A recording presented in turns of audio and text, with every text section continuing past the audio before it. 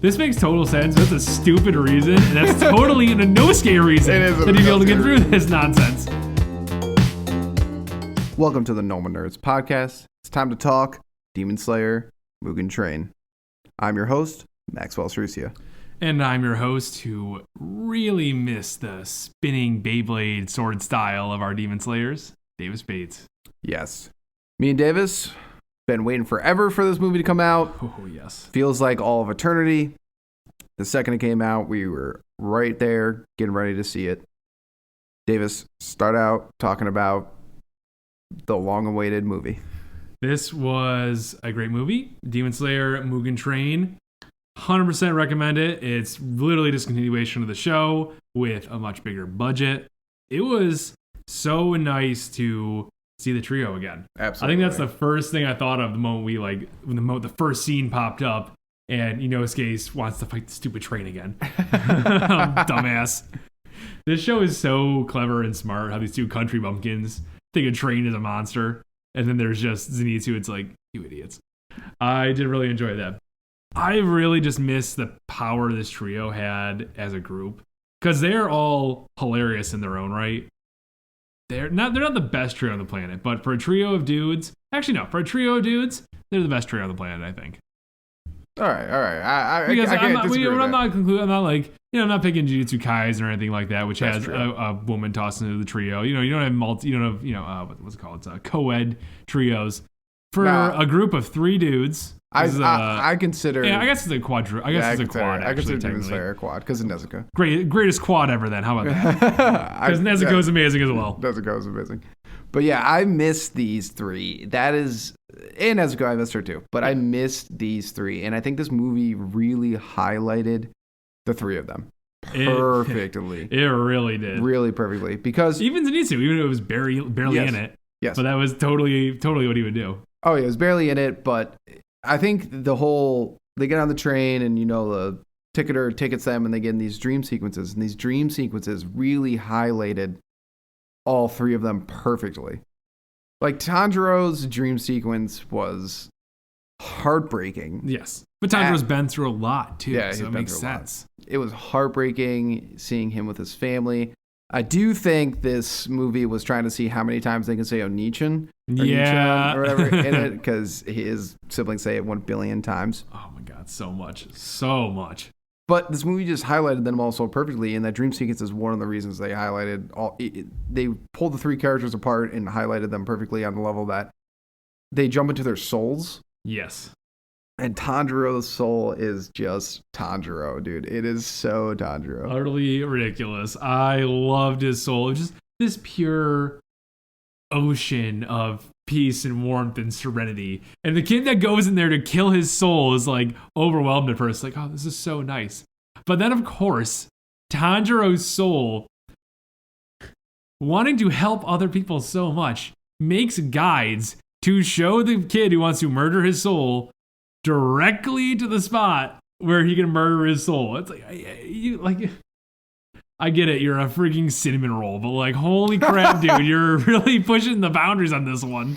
Yeah, no, he's the paladin of paladins. He's a super paladin. Holy crap. That guy would, like, let's talk about all the moments like where Tanjiro just paladined it up, and obviously it comes out of the main thing where that guy who's running the train, the conductor there, stabs him. Then Tanjiro has such a line that only he can say is, I can't die, because if I die, that guy's a murderer. Yes, the conductor stabs him because he wants to be back in his peaceful dream, and the train goes off the tracks, and as Tanjiro's falling off, yes, that's a great line from him, because now he's just... Well, I remember hearing that, we both started laughing. It's like, wow, this is 100% just you. Like, who thinks that? It's like, oh, I'm going to save myself. No, I'm going to save that guy. No, wait. I can't die because then that guy this is what's going to make him a murderer. Me throwing the train off the tracks will make him the murderer. Like, yes. Killing me. I love it too because it showed Inosuke perfectly too. Because after that guy's on the train tracks and Tanjiro's like on the ground, he's like, you have to save him. And it just paused on Inosuke. He's like, Nah, fuck that guy. I hate That was great. I miss the pauses and shit in this show too. 'Cause Yes. they have great exposition when they're trying to do funny stuff. And in Inosuke, I think it does it the best. When he just like pauses there, it's like, no, I'm not gonna save that guy. He tried to kill you. It's like, but where is he now? Well, he's pinned under a train. Well then he's paid for trying to kill me. It's like, what? Yeah. that doesn't equate at all, you dumbass. But whatever, Tanjiro. That's pretty much a Inosuke. He was like, all right, I'll do it because I'm your boss and you're my minion and a boss takes the request. But I'm going to pull out all his hairs. And Tanjiro was like, that seems a little unnecessary. But love it. Love it. I'm glad you mentioned, though, him being the boss, because that connects right into Inosuke's dream sequence, actually, which I thought was spectacular. Spectacular.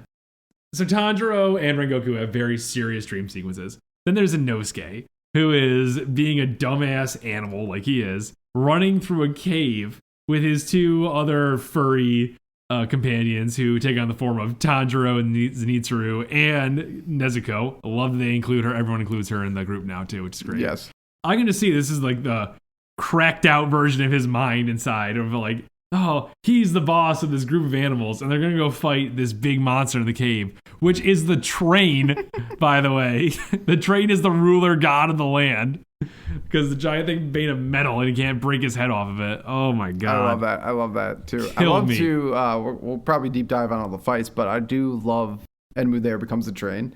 And Inosuke is like, I knew it the entire time. Oh, that was killing me. Yes. I was like, yes, that's so great for you. I love the girl that's stuck in his soul too. How she's freaking out. Oh my She's like, God. what is this fucking Yeah, thing because chasing me? both Inosuke and Zenitsu, they had, I thought this was an undercut thing of the show, they had like defense systems in their soul. Yeah. And Inosuke's was just being like, this is actually kind of what I expected out of the two of them too. Because they went to Tanjiro's, it was a deep dive thing, and then and Rengoku showed that you could have like a defense, like an instinctual warning against it. Then these two, I just think they're crazy enough that they would have something dumb like this in there. And just Inosuke wanted to kill anything that sets foot near him. Oh my God. I thought it was hilarious. Yeah, fuck that little girl anyways. Yeah. But yes, I thought that was great that was happening. I thought that was Killed great me. too. Inosuke really shined in this movie. He definitely shined because he was on a lot of the screen the entire time, and he was kind of pivotal to taking down the train. Absolutely. He was definitely pivotal. I mean, it's a little bullshit, but I did love how, so the train or the demon or Enmu, one of the higher echelon demons, his ability there was to, he hypnotizes you with his eyes sometimes. He could put you to sleep. Anyways, he couldn't get it to work on Inosuke because he couldn't figure out where Inosuke was looking because he was wearing a mask.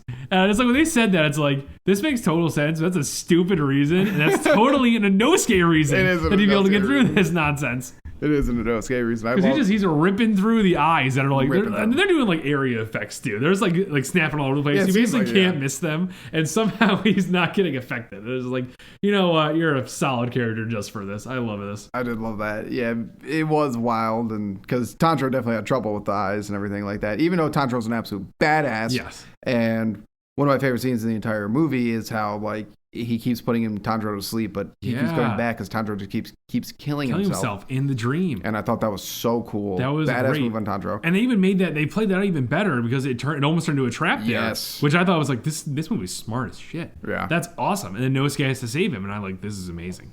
That you would almost get trapped because of this. That's so freaking smart. And I like how Enmu like pointed out too that you have to have incredible willpower to do something like that. Which is Tanjiro to his core. Oh, he's willpower all the way. Oh, 100%.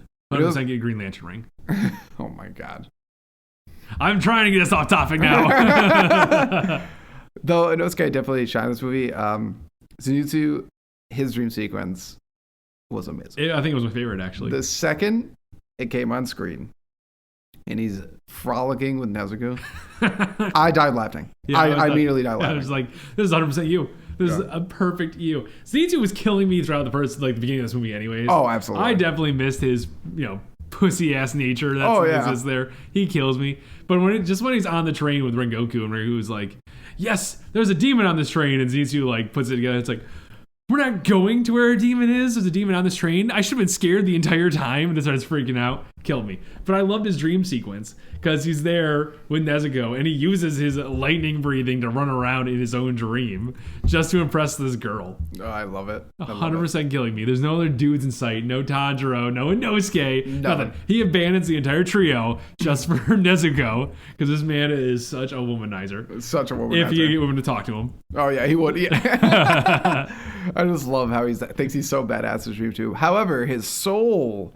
Jeez, I love it, but it's like dark so creepy, blackness. I love it. He has like shears. I don't even know if we saw his soul actually, because I think this is just the defense mechanism that activates. Probably, yeah. The moment another guy sets foot into his like realm, that was perfectly that was perfect. I don't even know how to explain it better. But when that kid was just walking around, trespassing in that dream, we see that weird like zombied out face. It's not really a zombie face, but his face is contorted weirdly. And he's running around with garden shears and it's like, how dare another man set foot here? Yeah. Nezuko is mine. He's just trying to kill the kid the entire time. And it's like, oh wow. Well, the kid's like freaking out. He's like, what is this? What is this? This isn't supposed to be a thing. Because right now, actually, out of all those dream sequences, Tanjiro is actually the one that put up the least amount of resistance. Zero resistance. Literally walked the kid right to the center of his soul. The rest of them were like, this ability was never going to work on them in the first place. Now, Zenitsu was barely in the movie. He was barely in the movie. That's true. However, I feel like they did a really good job with him. Yeah.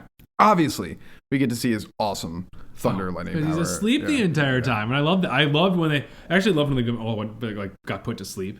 Because I think you whisper over to me, it's like, oh, well, now they're all powerless. And I wish back, well, except for Zenitsu. Because now he thrives when he's asleep. You did. But yeah, we did, because of course, the moment Nezuko, a hot girl, gets into trouble, I think you like whispered to me too, it's like, of course, this is what wakes him up. Yeah. We just see his lightning streak come through and like cuts everything in its path. It's like, I will protect you, Nezuko. Still asleep, but I will protect you. It's like, of course, not Tanjiro was dying, not Inosuke getting hurt in any way. No. Of course, the moment Nezuko is inconvenienced even slightly, he's like, I'm here. I got it. No, man, watch it. They do such a good job, man. Amazing job. I think they played the trumpet a little bit too. He has this trumpet theme that I think is phenomenal. I think they played it a little bit too when he just shot up there. It's like, this is amazing. This is Demon Slayer to its core right now. Yeah, it was such an awesome scene. And that's what they did. They really highlighted him. They highlighted all the characters really, really well. Nezuko and having her... Nezuko was great in this, too. Yeah. And she's always great in every scene that she's in. Yes. But having her, be the main reason Tanjiro gets up. Yeah. So where she uses her blood demon art to try and wake Tanjiro up. And then doesn't really work that well on the rest of them. But she's just sitting there slow cooking a Inosuke for, several scenes. And he eventually wakes up. I think probably because of it. But... I just love that she was sitting there slow cooking him with her fire. Like when they cut to that scene, it's like, that's great. That's amazing. Yeah, it was amazing. She was badass too, cutting through. And how Moon thought it made no sense. Yeah, Demon helping the other side there. And I thought her fighting the train was really good. She defending the people, awesome. And Rengoku acknowledging her at the end there too. Yeah. It's like I watched her helping people. Of course she's on her side. It's like yes. Too bad I wish you weren't dying, but yes. Too bad you're dead, so you don't have anyone to relay this to. God damn it! Yes. Can you write this down, please? And sign it. But I thought the movie did a really good job because one of the things is it starts out, the Renku in the dream sequence killing those two demons right off the bat, and I was like, holy ball sacks, this also guy's... he has amazing powers. It's like where he just disappears when he runs there. Amazing. So cool. But yes, continue on. I thought he was just so powerful. Yeah. And he's an Hashira. I thought really to myself, how is any demon stopping this guy? Yeah, right. Because made the whole train himself. Yes. It made it so he could not focus on the demon itself and had to focus on saving all these people. Obviously, he takes up 5 carts himself. Which, yes, he protects 5 cars all by himself it's nothing when there's endless amounts of tentacles trying to kill people. Yeah, which is awesome that he could do that. But I thought that made a lot of sense, and I thought that was really cool. However, when Enma turned into the train... I knew you weren't a fan of this. No one should be. Yeah, I didn't love it either. It just didn't feel like a demon thing to do. I mean... Oh, no. I don't care about him turning into the train. Oh, okay. Oh, I know what you're talking about. Okay, that's fair. I was about to go on this whole argument of how like demons can control the physical spaces that they're in. I had we no had problem that with drum this. guy in season 1. Yeah. I know what you're talking about now. Continue on. Sorry. I had no problem with that. I had a problem with the horrific CGI. Yeah. The horrific, because that show has such beautiful art and all this kind of stuff. And when they use CGI, and they do use it, because I rewatched it and I started seeing it a little bit more, but they use it so well that I barely noticed it, and like actually it flows so well. But yeah, the train was not a great CGI thing. It was the train's not great, but they do it. They fix it up a little. It's fine, Here and whatever. there. But it's before when he's that floating head thing. When Tanjiro kills him the first time. Yeah. There's that weird head just like flinging back and forth in the air. It's like, nah, that looks so bad. It looks like, I don't know, that looks like bad. Bad. It's really bad. It's really bad. But overall, the movie was great, so I just kind of like pushed it to the side. Yeah, it was a longer scene than I wanted because I had to keep dealing with it, but whatever. It happened right after the awesome scene where Tanjiro kept killing himself. So yes. I dealt with it. Well, another thing I thought was really cool to transition to the final fight. When they beat the train, I was like, wow, there's a lot of the movie left. Yeah. I thought they were just going to like phone it in, classic anime, just have a bunch of goony, like, slice of life story, but that upper third rank demon. Yeah, it just shows up out of nowhere. Yeah. When that happened, I was like, oh, this is still a movie. Let's go. Because I did think they killed the train, Enmu, really easily. Like, no, I wouldn't say, maybe not easily, but really fast. Yeah, there we go. Killed him really fast. And I was thinking there, it's like, wow, that wasn't really movie worthy. That was like maybe arc of a few episodes worthy, but not like movie worthy. And then we do get an upper tier demon.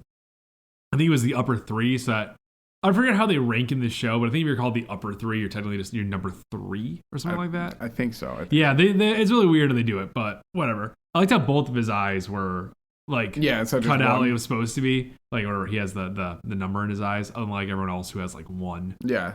That was really cool. But yeah, when he shows up and his abilities alone were so cool, so good. I was really impressed with the show and the fact that they reminded me how strong demons are. Because throughout a lot of the show, we've seen some very strong demons. We definitely have. Tanjiro's fought some hard stuff, and he's come out in the end, give or take. And we know when the Hashira showed up, they pretty much ended everything. Because they were we get so used to anime how the people on the side we're rooting for, they have these, ungodly strong people somewhere in there that just they always come in and mess shit up, and we're happy they're on our side and they're good and all that stuff.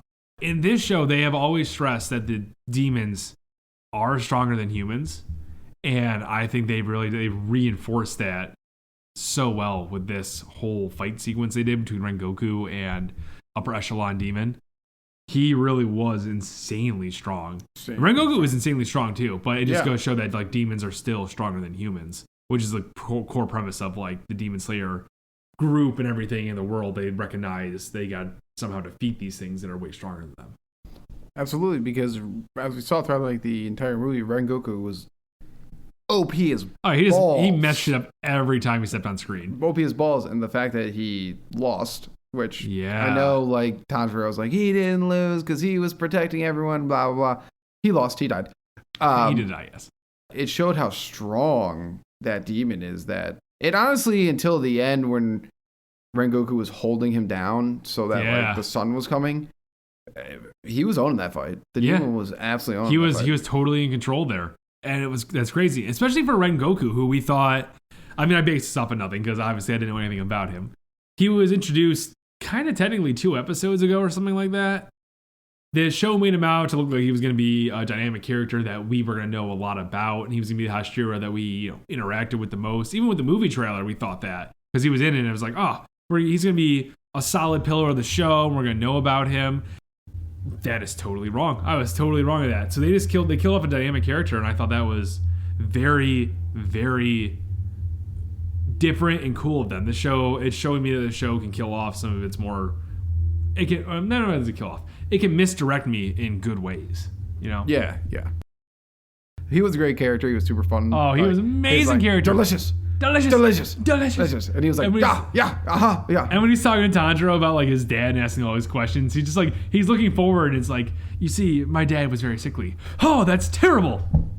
smile off in the distance. Like, yeah, this guy was great. This guy was great. And he was insanely badass. Insanely bad. Oh, no, this guy calls him Mr. Googly Eyes. Well, that's what he has, yes. And his backstory, like, God, good on anime for making me hurt within the span of like an hour, I guess. Because he had a great backstory. His whole little brother sequence was like, oh, that is so nice. I love that. And then you die, and your like little brother who sees you as a hero just gonna be like, oh, this is gonna hurt me. This is gonna be a story arc later that hurts me even more. And just like, oh, great, here we go. Yeah, I thought they handled this character really well. I liked his death and everything. It was really good. I like how the demon arm, when it left his hole, that he started to bleed more. Yeah. I thought that was really cool. Anime forgets to do that sometimes, like actually add the real world consequences of biology into it. I mean, JoJo. Or Jujutsu Kaisen when he gets a million holes. Yeah, when he gets a bunch of holes. Like the moment something like that item comes out, like whatever's like staunching the wound or causing the wound, you're gonna bleed a lot. And in the case that it was your entire solar plexus and organs in between that were blasted out, it's gonna bleed a lot. So I liked that a lot. His whole death sequence was very painful to me. I liked seeing that. His whole mom thing. It's like, wow. Yeah. Her mom had the classic dead mom anime hair where it's coming over her shoulder. Yes. Classic dead mom anime hair.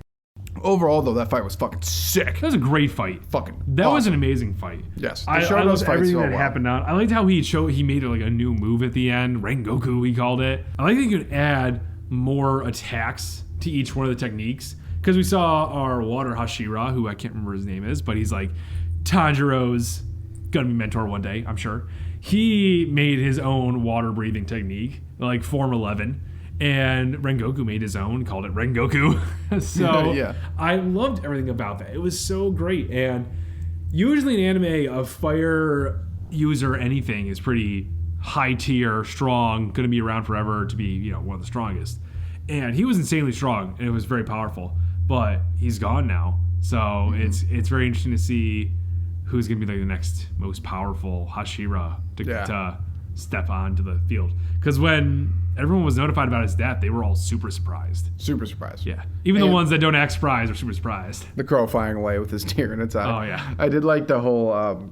They were super surprised. I did love the whole scene after he dies. How Tanjiro's crying, and Suzu comes over, and Inosuke's like, "You can't cry," blah blah blah, and he's crying out of his his mask. That's how he's crying. He's like, "We're gonna go train." That was killing me.